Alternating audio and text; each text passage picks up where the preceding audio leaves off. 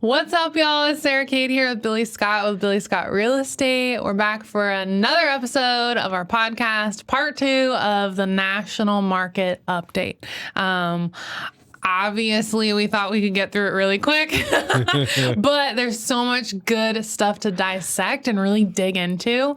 That's really applicable for just the day-to-day Bob and Joe and all of us, right? So we just want to make sure that we're able to deliver this in a way that is impactful and provides value for your life. So, we're going to go through kind of part 2 of this, starting with luxury. All right. So, welcome back. Thanks for watching. Let's talk a little bit about luxury. So, we got 4 different categories here. So, the world's wealthy, allocation of financial investments, days on market, and listings with price drops. So we're going to cover some of the same stuff on luxury listings opposed to standard single family home listing with a lower price point. Yeah. So the world's wealthy. So this shows, if you look at from 2008 to 2023, the high net worth individuals is the HNWI.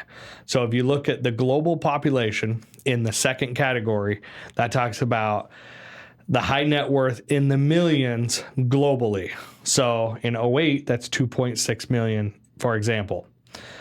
Well, if you jump down to 2023, down that same column, it jumps up to almost 23 million. So think of that growth. It's almost tripled in that 15-year span. So now let's jump over to the next category and go, okay, North American population, instead of global, just go North American population for high net worth individuals. It went from 2.7 million to almost 7.9 million. Again, tripled. Something to think about, consistency there. Next one, we go to the next, total wealth of high net worth individuals in North America in the trillions, 9.1 trillion in 08. To 27.5 trillion in 2023. All 3 of those categories tripled in a 15-year span, generally speaking. Mm-hmm. So let's go to the next one. Allocation of financial investments. So in 08, 18% of real estate. And if you go down that same column from 08 to 24, you're looking at a low of 14% and a high of 20%. It's right in that 17, 18% range in general on average over that 15-year span. And that's allocation of financial investments of these high net worth individuals. Cash deposits, it's in that range of 14% to 28% over that 15-year span, or I guess up to 34%. Mm-hmm. If you look at the last 10, 12 years, 24 to 34% on average. So it's up, it's increasing coming out of that 08, 09, 2010 downturn. So a lot more cash deposits. Fixed income, it was averaging 29% for a few years. Now coming out of that, it dropped down into the teens for many years and just hit 20% last year. So it's been that 15 to 20% for 10, 12 years. Mm-hmm. Stock market allocation, 25% in 08. And then you look at the averages year after year.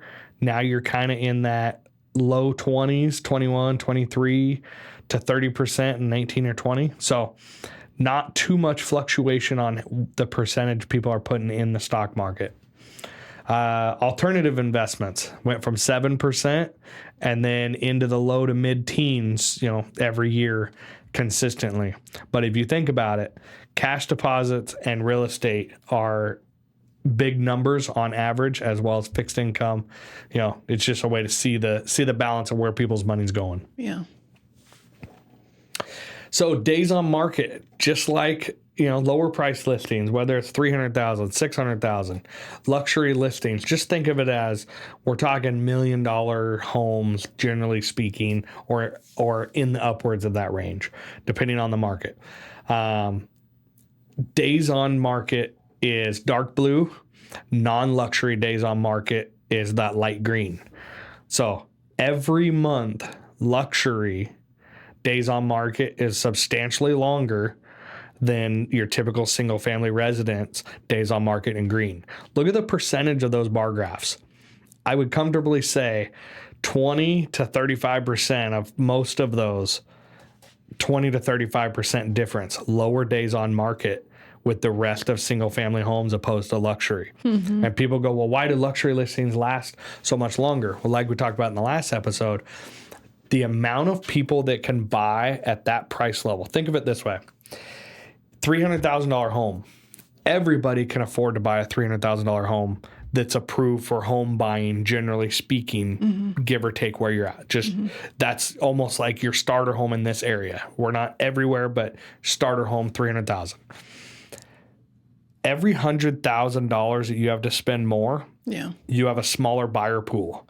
So instead of 100% of buyers can afford 300, maybe 95% can afford 400. Now let's start getting in the 500 or 600. It just narrows. That number goes like this. Yeah. And then it may be maybe 50% of buyers in the 500 or 600 category.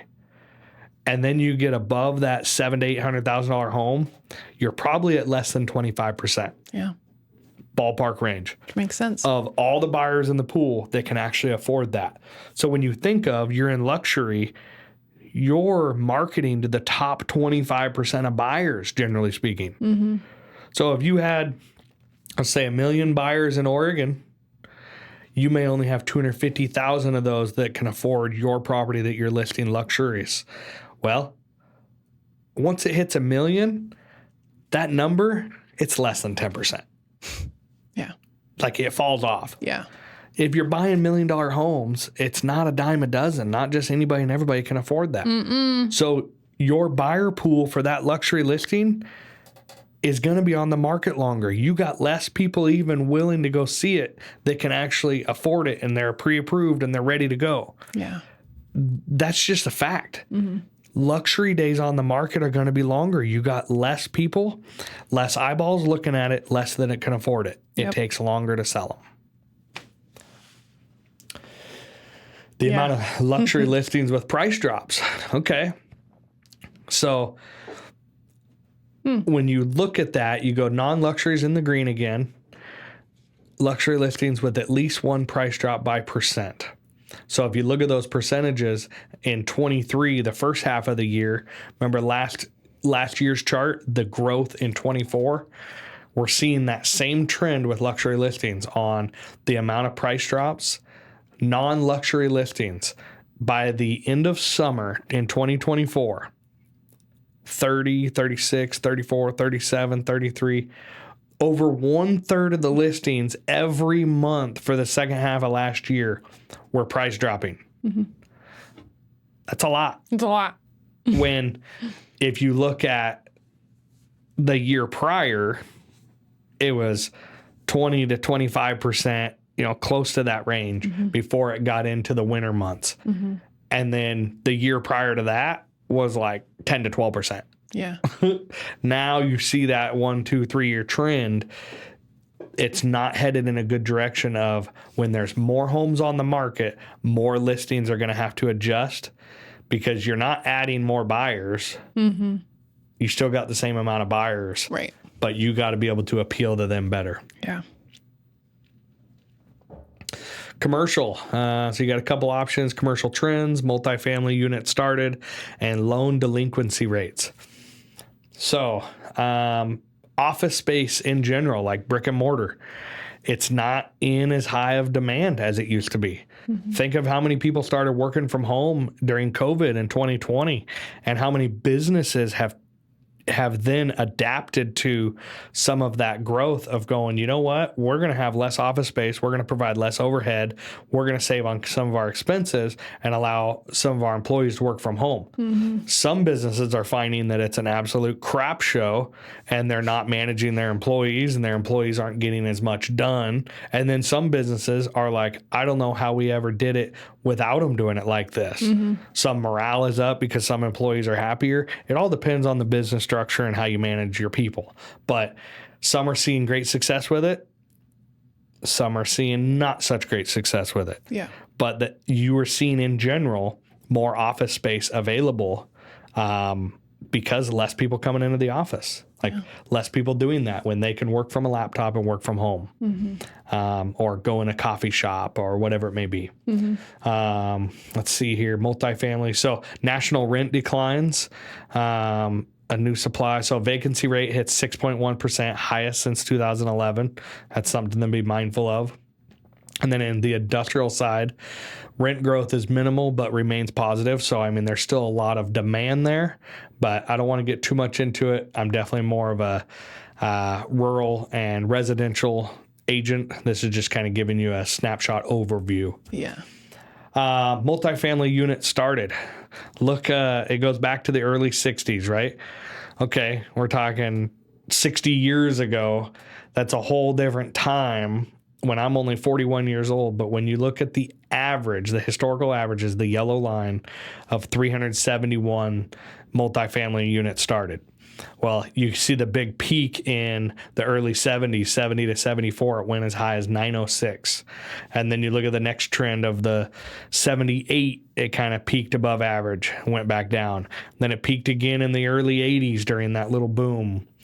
And then went back down below the historical average around 87. And then it dipped in the early 90s and it kind of climbed out. We never even hit that average from 87 all the way until 2015. We never went above the historical average. So that's 27, 28 years. Yeah. That it stayed below that. So when you think of times to think about are 90 to 93, when those numbers were low around the 133, and then coming out of 08 for that 09, 10, numbers around 98. So those are something to think about. So again, when we think, oh my God, are we in a recession like we were in 08? Well, let's jump over to 2024. Where are we at on the average home starts? Yeah. Almost 4 times where we were in 09. Yeah. So it's headed down.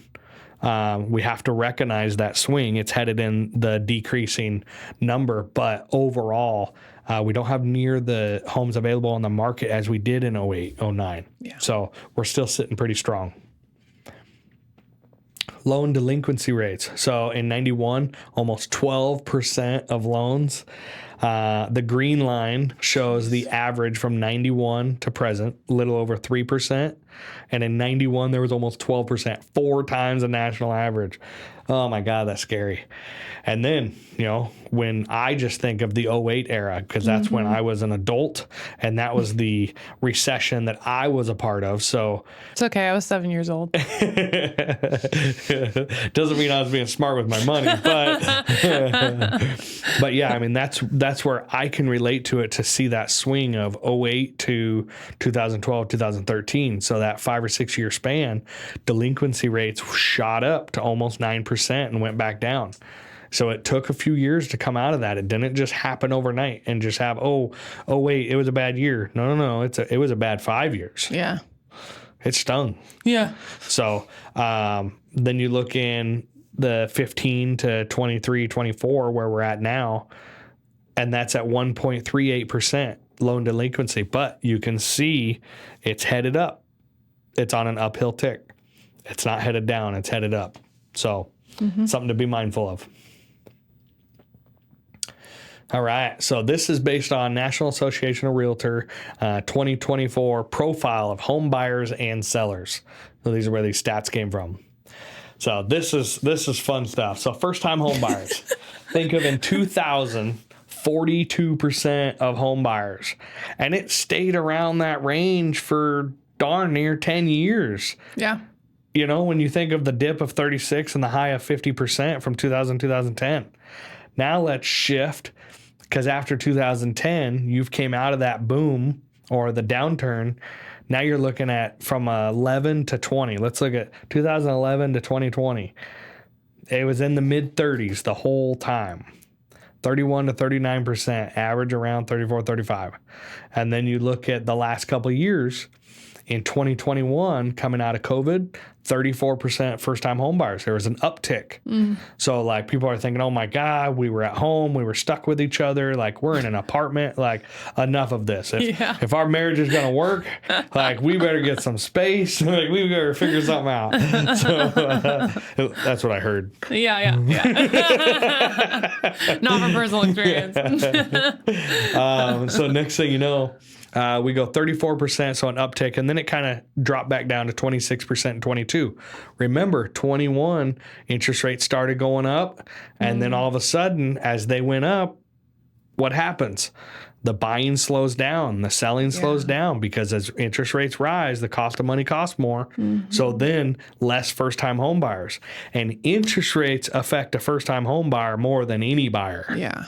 Because first-time home buyers, they're usually younger in their careers or earlier in their careers. Yeah. They're usually dealing with maybe not as much money out of pocket. First-time home buyer, maybe there's just some scenarios where they're not always sitting on a lot of equity. So or cash, their money has to go farther, and they've got to be able to make it work, generally speaking. Yeah. I'm not saying a first-time home buyer can only be a 20 to 30-year-old. I'm just saying a first-time home buyer, here's a fun fact. If you haven't owned a home in the last 3 years, but you sold a home, say 4 years ago, and you've been renting and doing some traveling or whatever, and you just haven't rebought, you are officially a first-time home buyer if you have not owned a home and been on a mortgage for the last 3 years. I didn't know that till I got into this industry and started working with lenders, and they're like, well, everybody thinks like it's got to be your true first home. No. First-time home buyers is you haven't owned a home and been named on a mortgage in 3 years. So some of you may go, oh, I may qualify for a first-time home buyer program. Yes. Call us. We can get you in contact with the right lenders to figure out what options you got. Yeah. Get a hold of us on that. Like that's key. Even if it's, I'm a year out or 2 years out, that's fine. That's fine. Start the conversation, because they can give you a roadmap of what you need to do to be ready to rock and roll when you're ready to strike on that next property. Yeah. Start it before you're ready. Yep. So you can prepare. Exactly. Oh yeah, this is interesting. Okay, primary reason for purchasing a home. And this dates back to 2006 and then goes all the way to 2024. So if you think of the column on the left, desire to own the home. Okay, that rates between 22 to 32%. Just everybody, in that range of people, 22 to 32% of people have the desire to be a homeowner. Okay, that's a great reason. Look at every category past that in 2024. The highest percentage is 10 to 14%. The desire for a larger home, desire to be closer to family and friends, that's actually went up on average than what it used to be. So people actually like hanging out with each other more. That's a great sign. Go America. Oh my gosh. Because you look at it and then you go, change in family situation. Yeah. That stays the same. Desire for a home in a better area. The average stays pretty consistent. Yeah. Retirement, pretty consistent. Yeah. A lot of those numbers don't fluctuate much. But if you look at those numbers at the top 4 columns, the desire to be a homeowner, the desire for a larger home or to be closer to friends and family, that's why people are purchasing homes. Yep. So think about this as other agents. How many weeks in the home search? Back in 03 to 07, it was about an 8-week average that people searched for properties before they went under contract. Then you think of the next 5-6 year swing is that 08 era. You see it climbing, and then went into that 12 weeks on a property home search. They're looking for 2 to 3 months. Why? Because you got so many different options to choose from. It's hard to narrow down. Yeah. Then, you got less inventory as you start coming out of it. Yeah. 2021, what happened? There was low inventory, only 8 weeks on the market for an average home search. See how the correlation is by just looking at this. The less available on the market the lower the week search on average, because you got to strike on something quick while it's available before somebody else does. So we're on an uptick of that. The average is 10 weeks right now over the last couple of years, and it'll probably remain balanced like that for a while. So this is 10 weeks to find a home that you're going to buy. Yep. In a sense. Okay. So first step in the home buying process. Okay, this is great, because if you look across that top column from 2007 to 2024, so 17, 18 years, looked online for properties for sale, 32 to 52%. That's the highest column out of all of the other columns.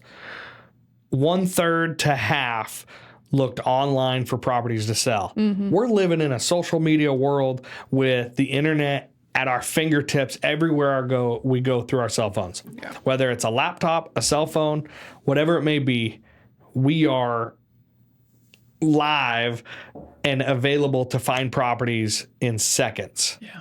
That used to never be the case. So contacted a real estate agent, 16 to 21%. That's the second highest in 17 years. On average, stays the same. They look online at properties, and then they go, you know what? We need to reach out to a real estate agent. Here's a little plug. Feel free to reach out to us, even if you're in the early stages. Looked online for information about the buying process. More people used to look online for it, less do now. Why? Because they rely on their real estate agent to walk them through the process. That's our job. Yeah. We want to do a buyer consultation or a selling consultation. Let's walk through the steps. Let's show what the timeline looks like. What's your motivation level? When do you need to be there? Yeah. Now let's run it backwards.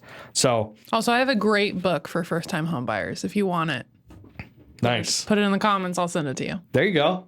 I like it. Contacted a mortgage bank or a bank or mortgage lender.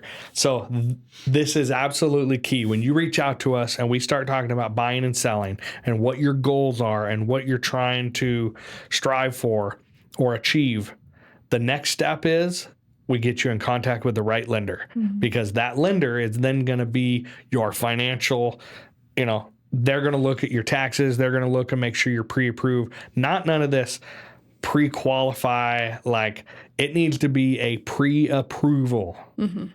Like, go through the steps, send in your tax returns, make sure they run the numbers, run your credit, run it properly so you don't have hiccups down the road and you're a week from closing and they go, hey, we just ran the credit and this doesn't match up.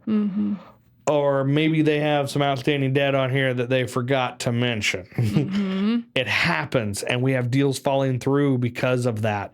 Make sure you're working with lenders that do the proper pre-approval process and do it right. So when they say, hey, you are pre-approved, they will stand behind that. They've ran it through their underwriters and they get you pre-approved. So you're gonna get the pleasure to hear from Miss Christina Hubbard here in a few weeks. Yes. And she's gonna go through all of that, and you're gonna realize you're in good hands, and more people will probably be contacting her. Yep.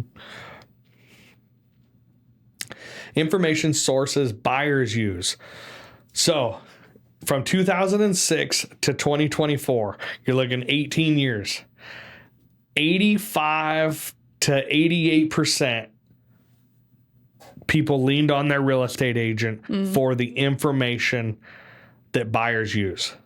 Think about that. That's almost 90% of the information buyers use it from their real estate agent. So a message to other agents: when you think some of your information is going nowhere, we are a resource. We are a wealth of information when we're living in the trenches in the industry. Make sure we take the time to educate our buyers and our sellers of what's happening in the market and how we stay in front of it. They want to know. We're the professionals. They want to hear from us. They want that stuff. Don't just think, oh, I don't want to bore them. They can research this on their own.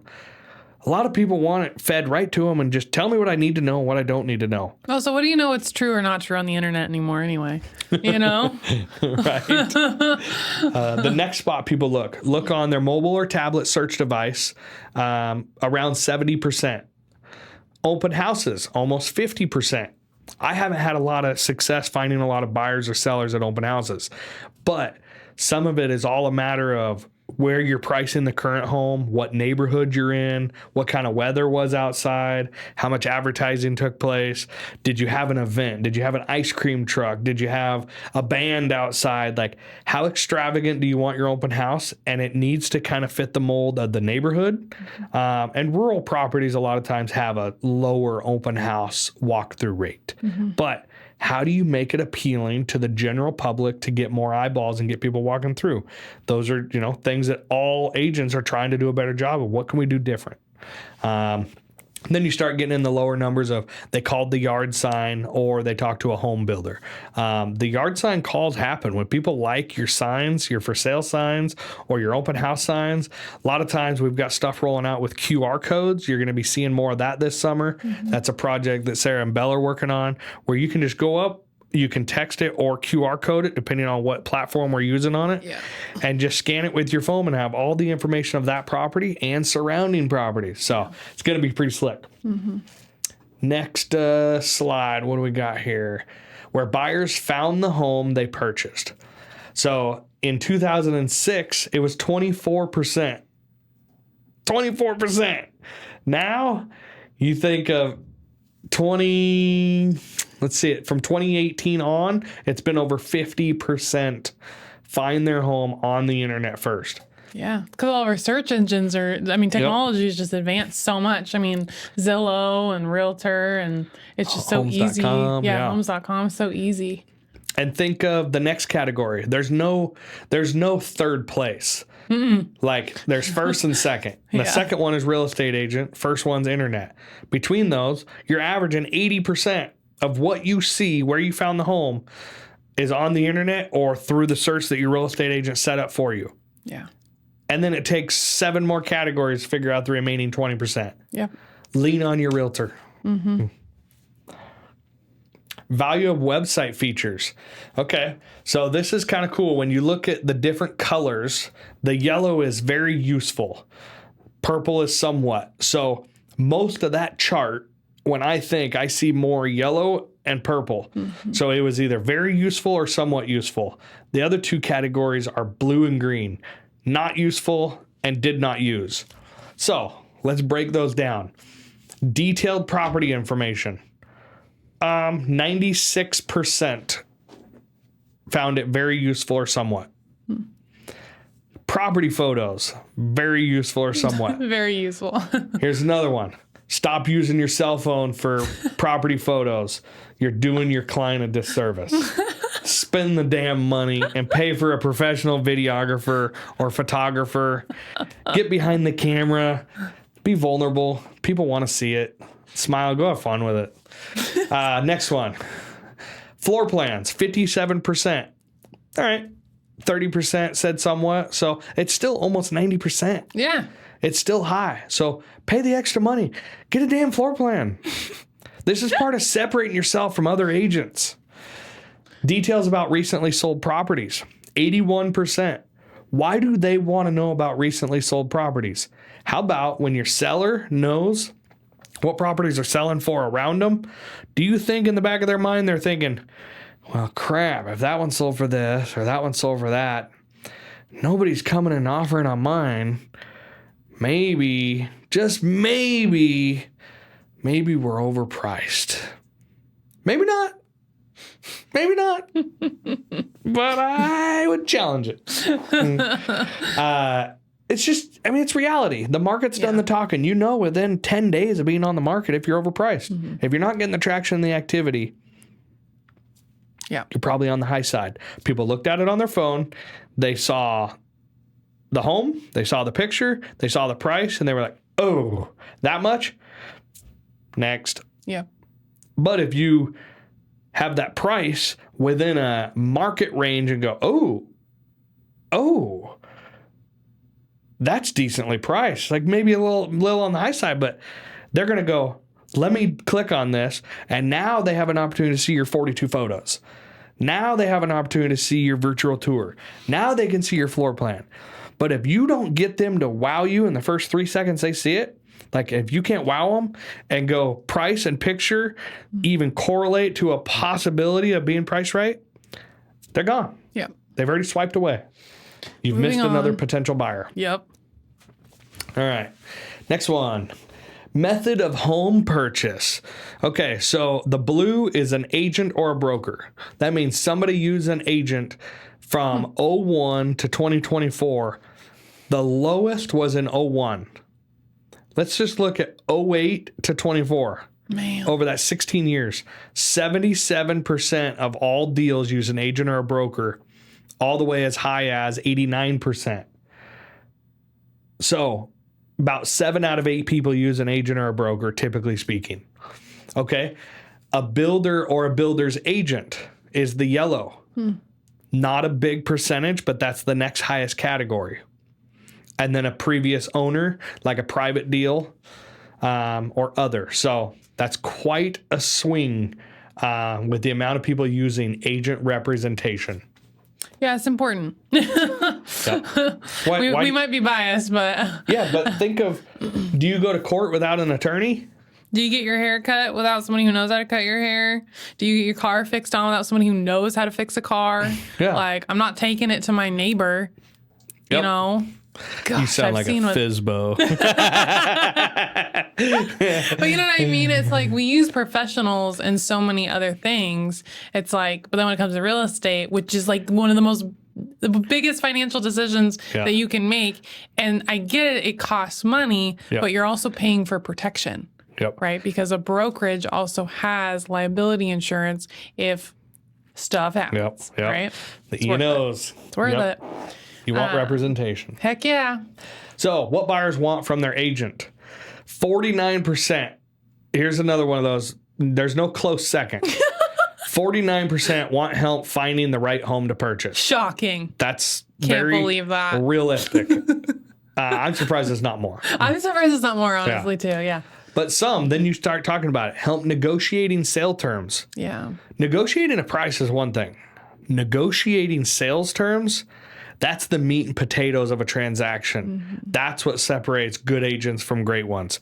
Because in the terms, there can be a lot of different options of how you're going to get this deal to the closing table and your fiduciary duty to your buyer or your seller. Like, this is key to negotiate the right terms. But everybody wants to negotiate just on one side. I get it. If Sarah's my buyer and I'm representing her, my fiduciary duty is to fight for her. It's not to fight for the seller. Right. But if we are unrealistic with our expectations and don't work finding the same commonality, reaching towards the same goal of getting the home sold, getting the home purchased within reason, and the selling agent represents their fiduciary duties to the seller, and we find ways to work together. Well, they want this. Well, they want this. Well, let's work around this. Let's try some different angles. My job is to protect Sarah, the seller, or the buyer. Their job is to protect the seller. Yeah. But that's why you have representation. The buyers and sellers don't have to discuss this together. Use your agents. Use them. They do this for a living. Let them handle the negotiations and come back to you with feedback. You get to choose how we're going about it. We deliver the information. We report, you decide. You're the boss as a buyer and you're the boss as a seller. Yep. Use your agent and use their experience and see what they have to say. Yeah. So negotiating terms, all that. Okay. How buyers found their agent. Here's a huge stat. And it's been 16, 18 years running. Yeah. Referred by or is a friend, neighbor, or relative of how they found their agent. Over 40%, almost year after year after year, found their agent through a referral or a friend or family. Now, you know why agents are always asking for referrals, because stats don't lie. Yeah. Yeah. Because 4 out of 10 buyers is that right there. That 40% is huge. A close second at 17%, that's not a close second. Used agent previously to buy or sell a home. Most clients would use their agent again, but most agents don't have a good follow-up system to stay top of mind with their past clients. Or to maintain relationship, right? Yep. Just to, and I get it, right? Agents have so many people that they're talking to and business is moving, right? But if you are forgetting about your clients, they might be forgetting about you too. Yep. Right. Yep. And it stings. It Yeah. sucks, but you can't be mad at it. You just got to go, hey, did I do a good job of doing my follow-up and staying in contact and staying relational? Yeah. If not, Yep. take it as a learning lesson. Yep. And I got room for improvement on it. Yeah. That's the reality. Yep. Okay. Buyer interviews.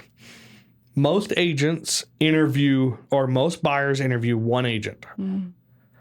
That's a crazy stat.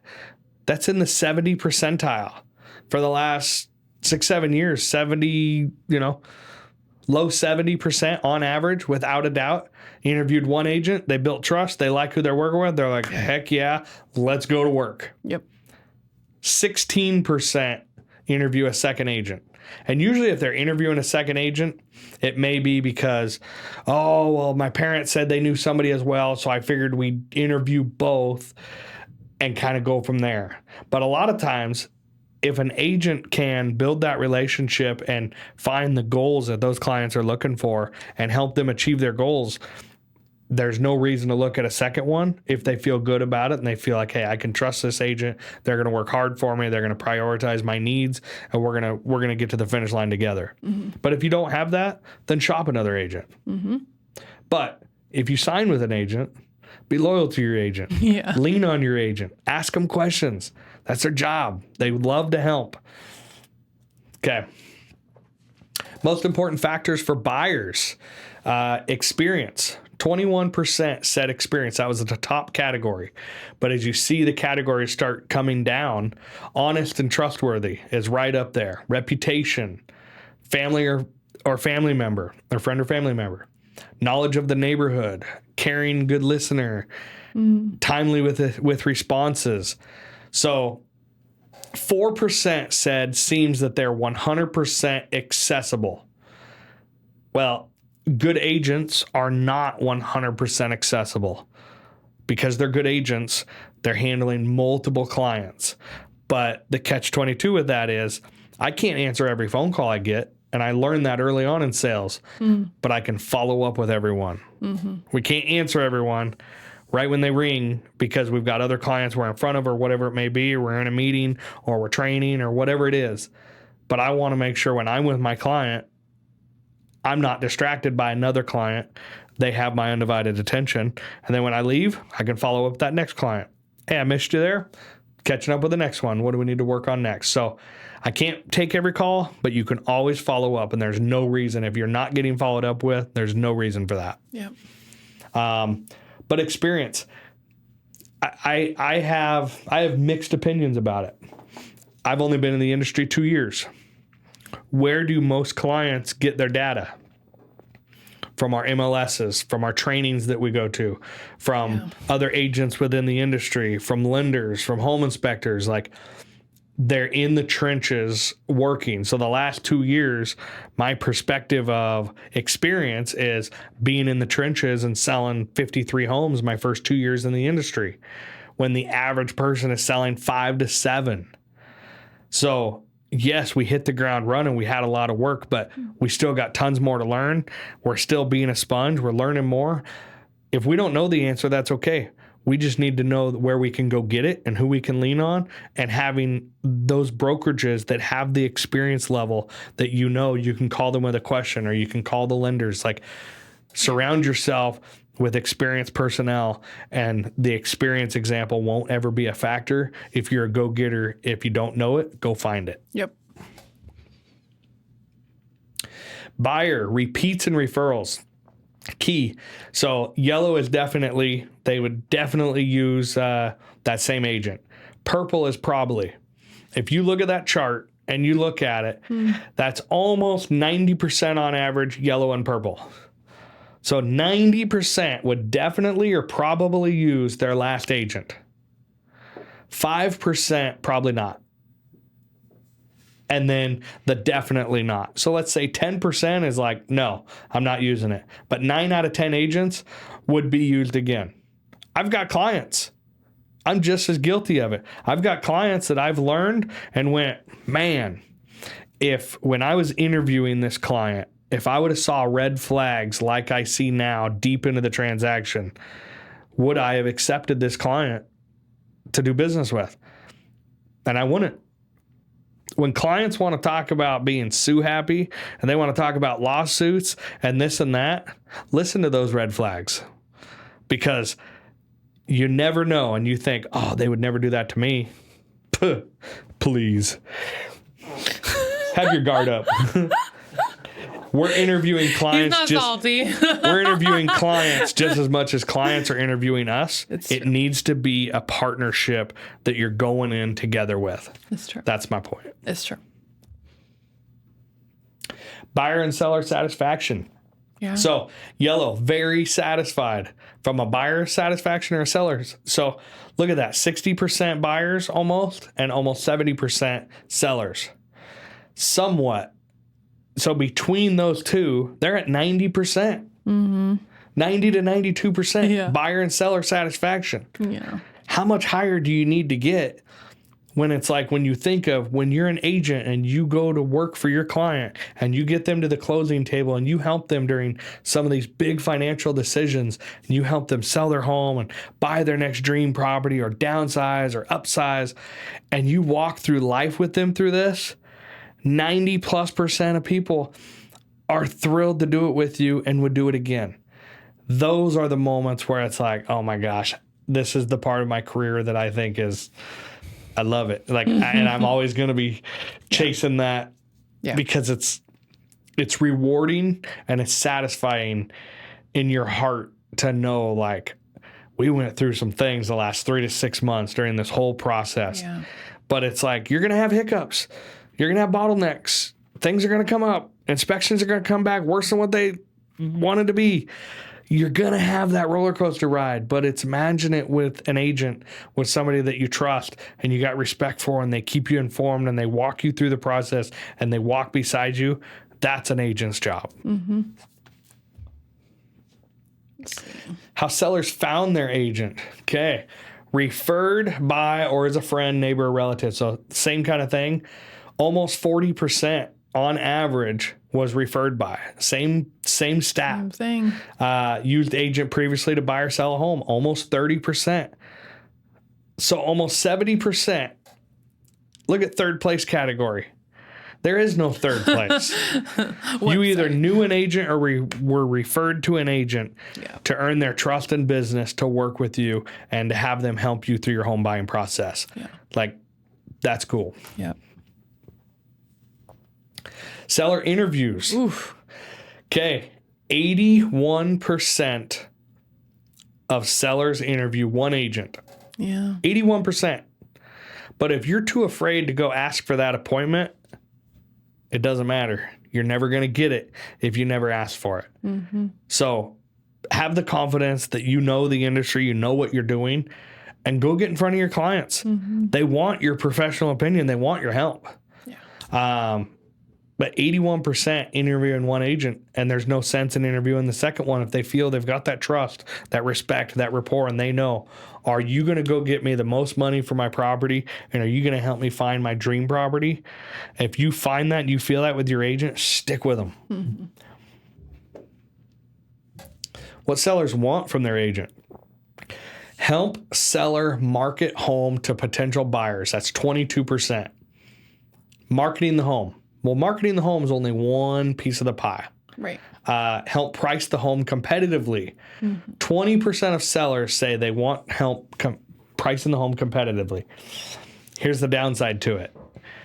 When they understand the cost of overpricing a listing, that number over the next few years will go up, because the cost and the money it costs the sellers when they sit on the market for 6 months and pay that mortgage, and they're so caught up in that number that's emotionally in their head, but it's not with market data. Emotionally driven numbers from a home that you were in for 15 years and you just feel it's worth this. That's great. I would love to get that for you.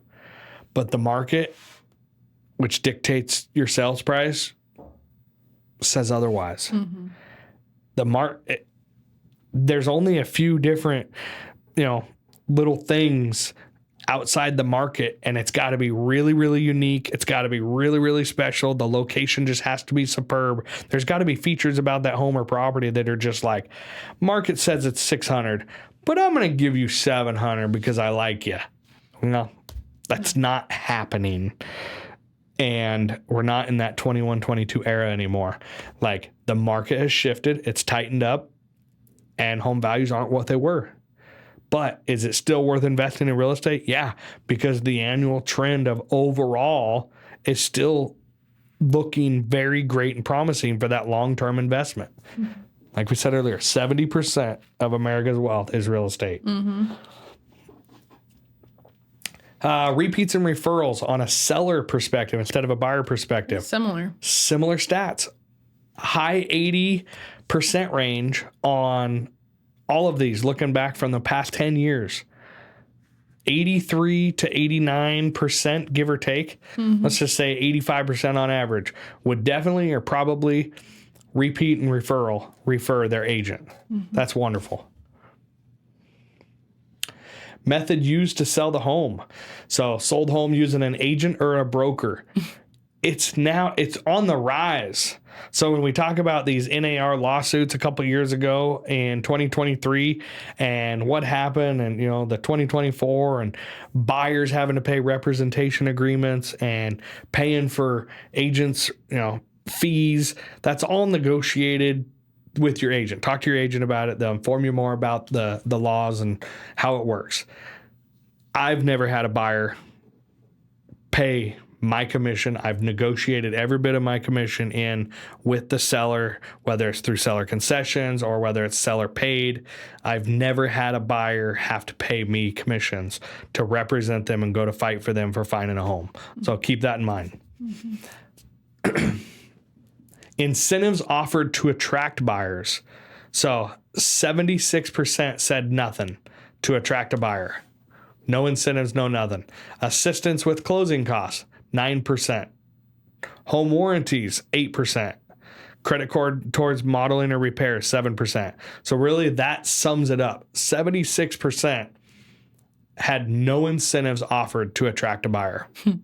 It's more or less, they want you to go to work for them. They want you to work hard and find them properties, and they want you to make this process seamless and eliminate the hiccups the best we can and know that you're educating them through it and you're standing behind them and you're representing them through the whole process from start to finish. Yeah. Boom. Bam. All right, so we got through the slideshow for Vision 2025 on the national market stats. It was a lot. It was a lot. And I know I wanted to spend more time on each one of those here and there, but at least they can reach out if they got questions and there are certain slides that stood out to them. Yeah. Let us know. We can send you some information on it. We can talk about it. Yeah. I think you could tell we have a lot of excitement when we talk about the industry in general, and very optimistic to see the direction we're headed over the next couple of years, because it's not a secret. Everybody asks, like, oh my God, are we in 07, 08 era? Now, after seeing all those slides and seeing the charts and seeing the historical data, I feel confident that we're not headed in an 08 era. Yeah. Now, we need to tighten up our spending. Yeah. Like as a country, like, I'm guilty of it. We love to spend, we love to play. Like it's the American way, but it's something that if we don't get our credit card debt under control as the standard typical American, and we don't start being more tighten up our spending and our student loan debt and all that, this will continue on longer. 100%. So being smarter with our money is going to help everybody. Yeah. But thank you for going through all of that. Yeah. I know people are going to appreciate it. I know I appreciate it when Gary went through it, and it was actually even more helpful just going through it and you talking about it again as well. So, well, thank you for tuning in today and watching. We appreciate you guys, and we're just starting out and just trying to get information and value out to people. So share this with people that you feel like it would be impactful, and send them Billy's way if they have questions or just want more information or whatever. I mean, Billy's, if you haven't seen. Billy really likes to talk to people. So he's literally is probably over here like, call me. I want to talk to you. So please do, because then I can get more work done if he's talking to you. And something to add on to this is if you want to see like first time home buyer seminars or buyer consultations of what they look like or selling seminars, like or the first time home buyer book I have. Yeah, we've got lots of resources and stuff that we could get in front of you. Yeah. So feel free to reach out, have a conversation. We want to help educate and provide value because the relationships are built through that. Yeah. So if we provide value and we're that resource for you, eventually it leads to more trust and going, oh my gosh, like every time I have a question for them, even if they don't know it, they go find the answer and they continue pushing the education on themselves. So we want to be a resource for you. Lean on us. Let us know how we can help. And if you're ever thinking about selling or buying in the next year or two, or you know somebody, reach out to us. Let us know, and please do what we can. We'd love to have the opportunity and be honored to help you. Yeah. We'll see you on the next one. Bye-bye.